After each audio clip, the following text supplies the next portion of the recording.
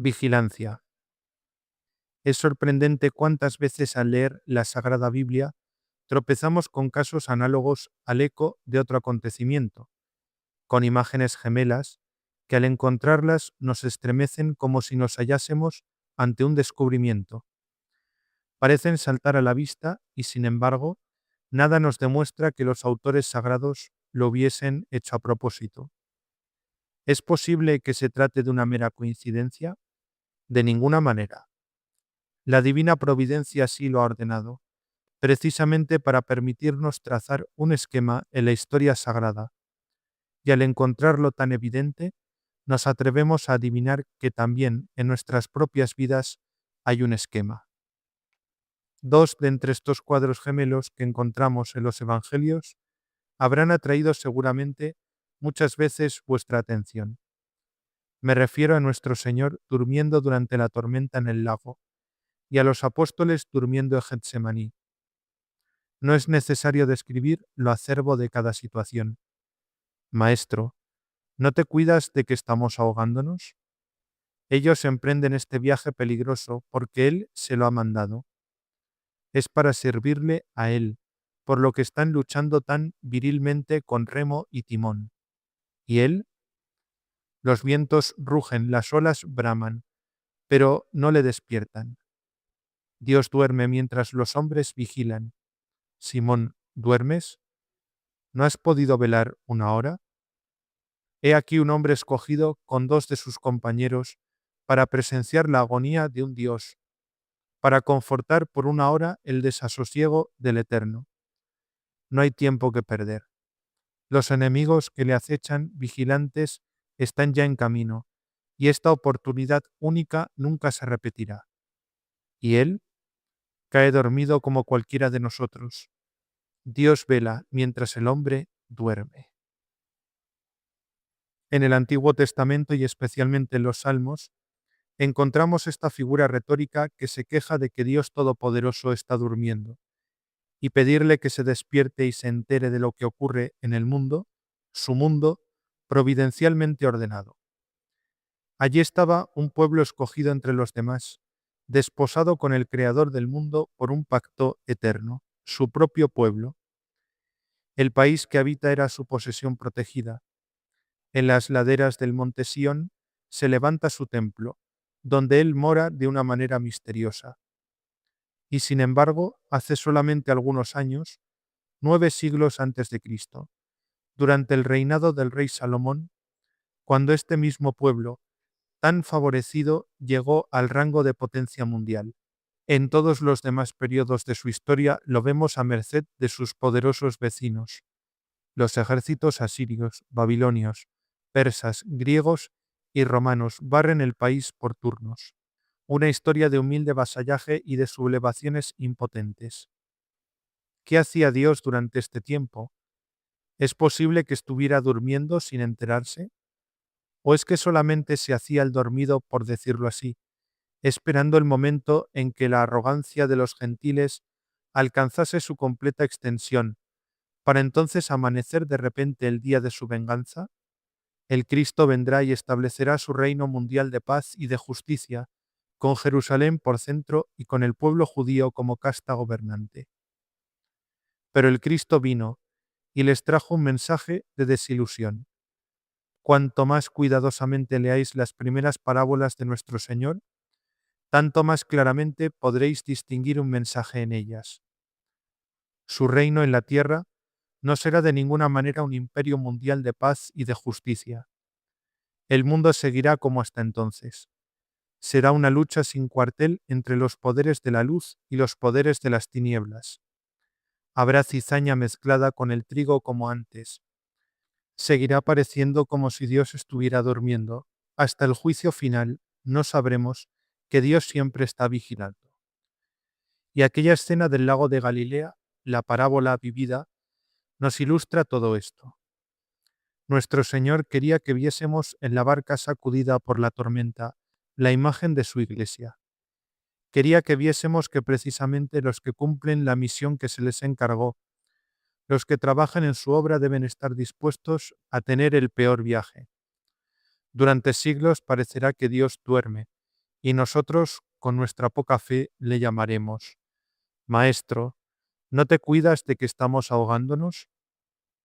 Pero aunque no nos damos cuenta, Dios vela igual que lo hizo nuestro Señor durmiendo en la proa, y sin embargo, ¿podemos dudarlo? Sabía todo lo que estaba pasando. Se despertará cuando Él lo quiera y el mundo acabará, de repente, como el despertar de una pesadilla.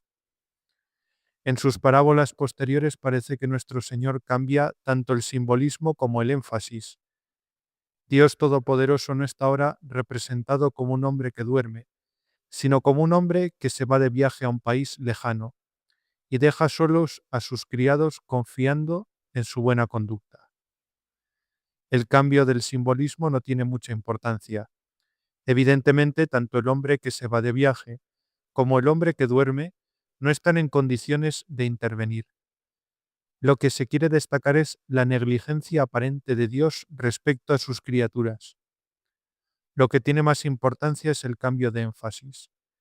Nuestro Señor no se preocupa ya de defendernos contra la desesperación, sino que nos previene contra la negligencia.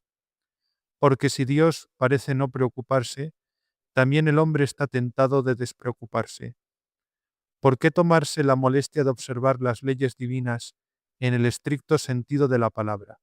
Si tanta gente en este mundo depravado está burlándose abiertamente de la letra y del espíritu de la ley, ¿y no les pasa nada por eso? Este problema es tan viejo como el Antiguo Testamento, pero sería en vano pretender que no tiene influencia en la mentalidad de la gente de hoy. No lo dicen abiertamente, pero sienten la fuerza de la tentación. La muerte inesperada, bien, algo hay que arriesgar. Y la contestación de nuestro Señor es: lo que a vosotros os digo, a todos lo digo, velad. Como si fuera necesaria otra parábola vivida para aprender esta lección. Él ha escogido su pequeña guardia personal para ir a Getsemaní, sabiendo de antemano lo que ocurrirá. Servidores escogidos de Dios, gobernantes de su iglesia. Qué tremenda es para ellos la necesidad de la vigilancia. Al profeta Ezequiel se le ha mandado hacer guardia en una avanzada, para advertir a su pueblo de la más mínima amenaza de peligro en el horizonte. Y si fallase en el cumplimiento de su deber, se le exigirán las cuentas. Y aquí tenemos a Pedro, a Santiago y a Juan, colocados como centinelas entre los olivos. Es una buena ocasión para ejercitarse. Pero hay una ironía tremenda en esta situación. El amo en la parábola, si lo recordáis, se fue a un país muy lejano, y nuestro Señor se fue. ¿A dónde?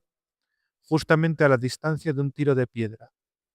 Pero los tres se han dormido en su puesto. Padre mío, si es posible, ¿qué es imposible después de esto?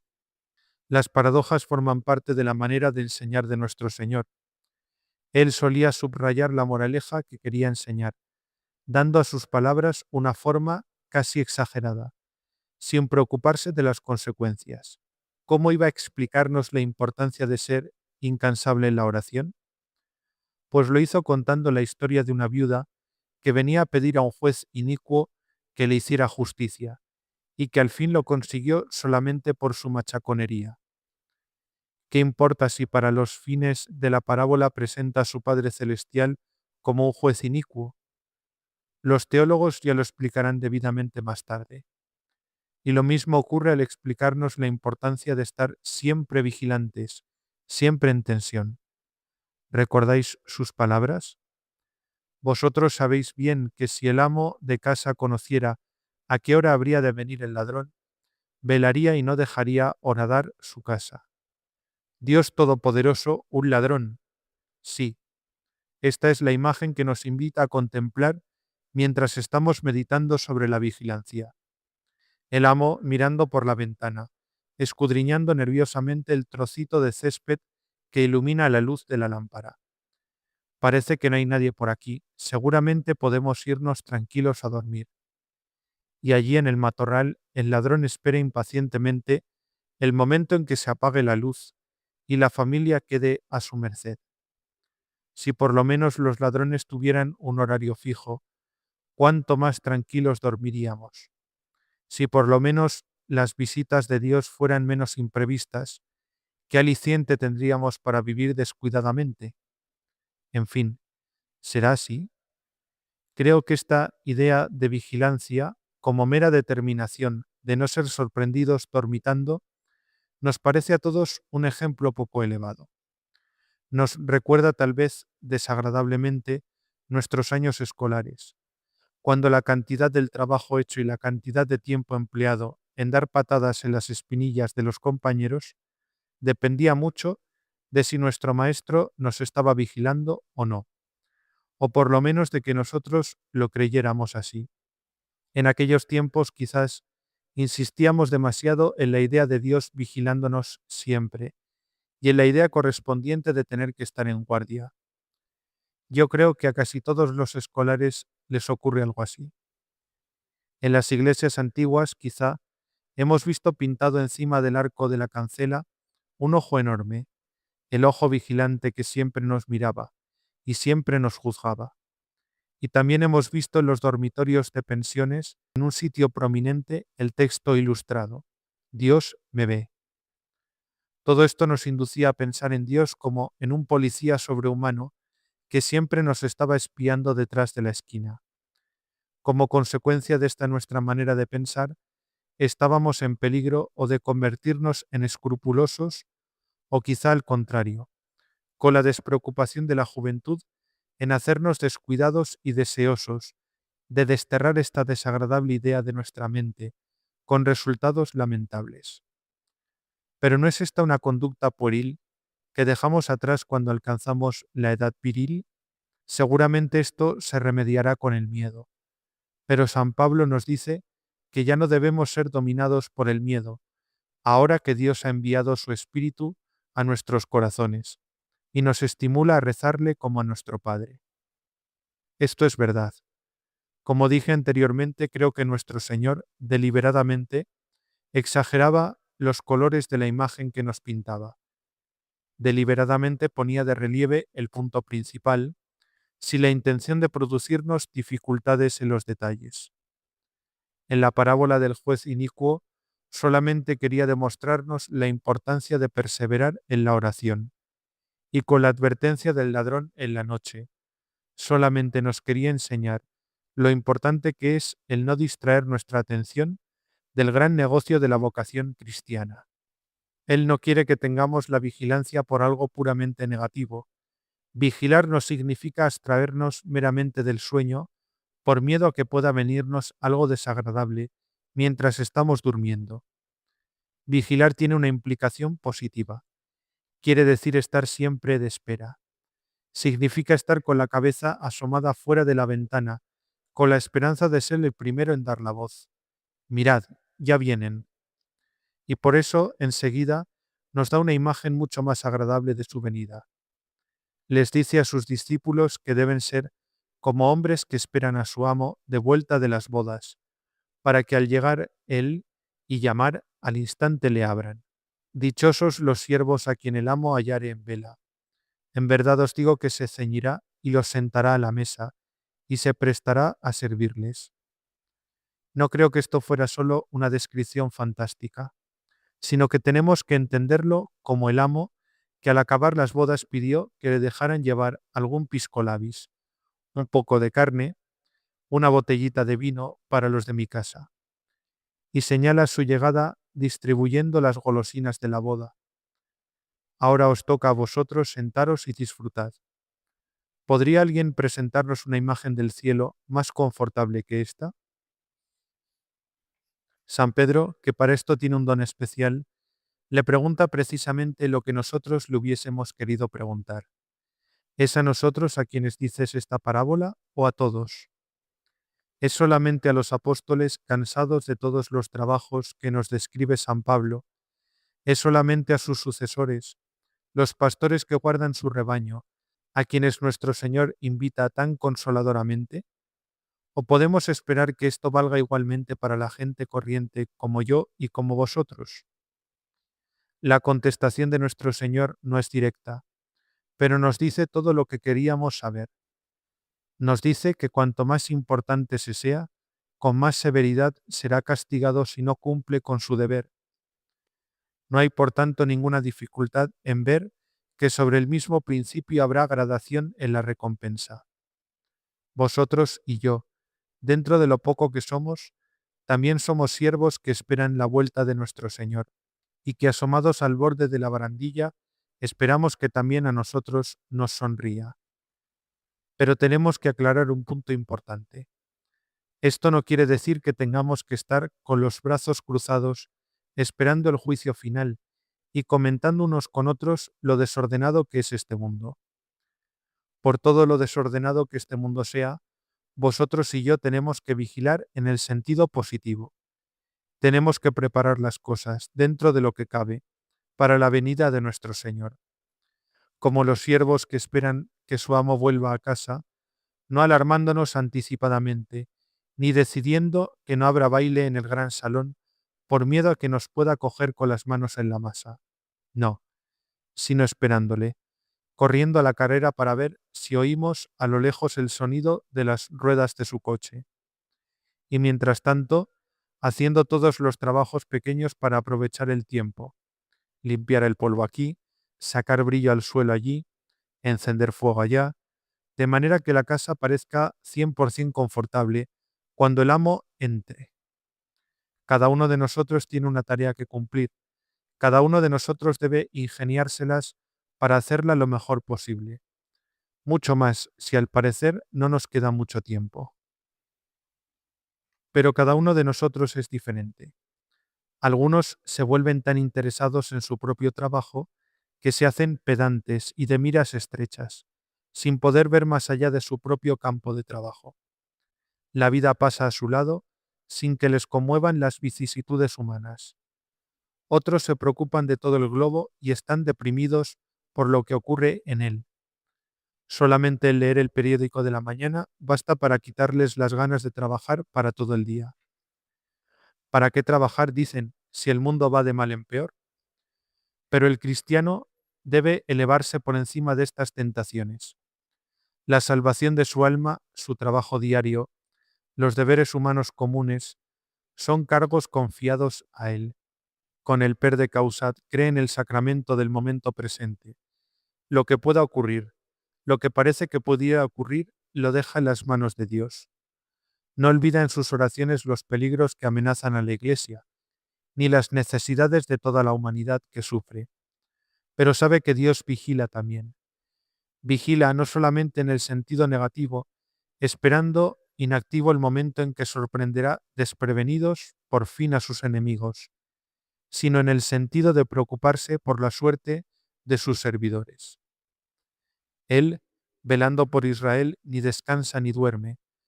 Los acontecimientos del mundo suceden conforme a un esquema trazado de antemano. Todo está previsto y provisto. Con esta confianza y con la confianza de que Él también tiene su papel designado en una pequeña parte de este esquema, el cristiano cumple con su trabajo diario con energía y sin desfallecer. Es un centinela en su puesto, con la orden divina de quedarse vigilando. ¿Es esto todo lo que significa vigilancia? En los primeros años del cristianismo, evidentemente se interpretó, en un sentido literal, la orden que nuestro Señor nos dio de vigilar. San Pablo dice a los colosenses que perseveren en la oración y que vigilen. Y nosotros sabemos que en Troas los cristianos se reunían en la noche para orar. Y toda la idea de las vigilias, tan arraigada en la liturgia, demuestra las prácticas de los primeros siglos. Muchos santos son alabados por su costumbre de pasar así horas enteras. San Patricio, como recordaréis, todas las noches leía el Salterio completo. Actualmente no quedan supervivencias de todo esto, excepto en la Misa del Gallo, en Navidad y desde hace poco tiempo también en la Pascua de Resurrección. El himno de los maitines durante el Adviento menciona el sueño como algo que hay que restringir en este tiempo. ¿Cómo es que hemos perdido el hábito de velar realmente? Y en estos tiempos en que estamos llamados a hacer actos especiales de penitencia, ¿no sería apropiado revivir aquellas prácticas? Casi siempre cuando nos levantamos demasiado tarde, para poder hacer nuestras devociones es porque nos hemos quedado hasta muy tarde jugando al bridge. Probablemente hubiera sido mejor sacrificar el bridge que el sueño. Sin embargo, confieso que no os aconsejaría que hicierais vuestras oraciones tarde, en la noche, si estas oraciones no son de obligación, o si no es que el día, lo que se dice todo el día, lo tuvisteis ocupados con vuestros trabajos, de manera que verdaderamente no hubo momento para rezar. No porque estuvierais bostezando durante la oración, ni porque os durmieseis a mitad de ellas. A nuestro Señor esto no le importa. Él recuerda Getsemaní. Lo que importa es que al día siguiente estaríais bostezando, precisamente cuando hubieseis querido estar más espabilados, que todo el día estaríais deshechos y dispuestos a regañar con la gente, y a la larga, esto sería una amenaza para el equilibrio de vuestros nervios. En estos tiempos en que la mayoría de nosotros necesitamos tener los nervios más equilibrados que nunca. No, yo creo que sería mejor dejar esto para los religiosos y nosotros, con medios menos heroicos, hacer lo que tenemos que hacer lo mejor posible, como levantarnos de la cama cuando nos llaman y acostarnos a la hora fijada. Vigilad, sacudid no el cansancio corporal, sino el letargo mental. El que el día del juicio nos encuentre durmiendo tranquilamente en la cama no tiene una excesiva importancia. Lo que verdaderamente importa es que no nos encuentre sentados en un sillón, diciéndonos los unos a los otros que el mundo no merece ser salvado.